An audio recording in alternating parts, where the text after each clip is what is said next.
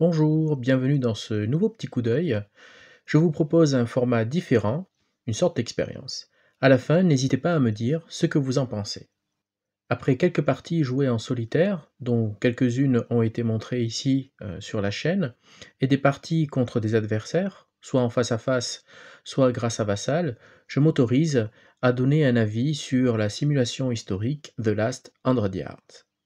La gamme se décline, en ce moment, donc nous sommes en mars 2022, en 3 boîtes. The Last 100 Yards, le volume 1, le volume 2, Airborne Over Europe, le volume 3, The Solomon Island. L'échelle simulée est celle de l'escouade. On y trouve de l'infanterie et des blindés. Le système mêle du classique, propre à tous les wargames, dont je ne parlerai pas ici, et la mécanique de jeu originale sur laquelle je vais m'attarder. Premier élément à prendre en considération, c'est la possibilité de coordonner l'attaque de 2 pelotons. Bien que d'un premier abord, cette opportunité, qui correspond en fait à un tirage au sort avant la première activation, du tour du joueur ayant l'initiative, peut sembler un simple gadget sans intérêt. Cependant, il ne faut pas le bouder. Quand il se déclenche, avec une approche bien pensée, il donne l'occasion de submerger très rapidement le défenseur, qui peut ne pas voir les plans que l'on essaye de développer et qui va certainement commettre des erreurs. Deuxième élément, le plus important, le déroulement du tour en action-réaction. Le joueur ayant l'initiative doit bouger ses unités, un peloton après l'autre, sachant qu'un peloton est constitué en général de 3 escouades, d'un officier et parfois d'une arme de soutien. Une fois le peloton activé et qu'il a terminé ses actions, le joueur actif demande au défenseur de réagir. Si le défenseur n'a pas vu directement les actions, il est limité dans ses réactions, dans ses mouvements.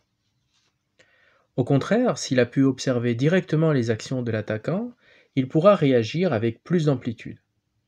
Autre particularité, la résolution des tirs qui sont repoussés à une phase de fin de tour.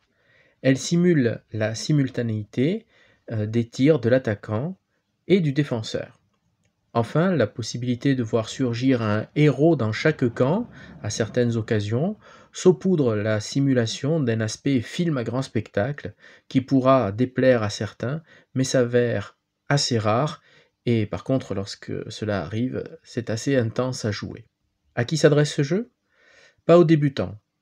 Il est pas tout à fait aisé à maîtriser, surtout pour un néophyte dans le monde du wargame. Il pourra convenir à un joueur déjà aguerri qui souhaite découvrir un système original, qui n'entend pas remplacer les grands classiques, mais qui vise plutôt à fournir un autre terrain de simulation où le facteur temps, qui entre en jeu dans la détermination de la victoire ou de la défaite, finit par pousser les joueurs à commettre des erreurs et du coup on peut exploiter ces erreurs ou bien les subir. Un point négatif me saute immédiatement aux yeux en ce qui concerne ce jeu, ce sont les cartes et surtout quand il y a des lignes de niveau.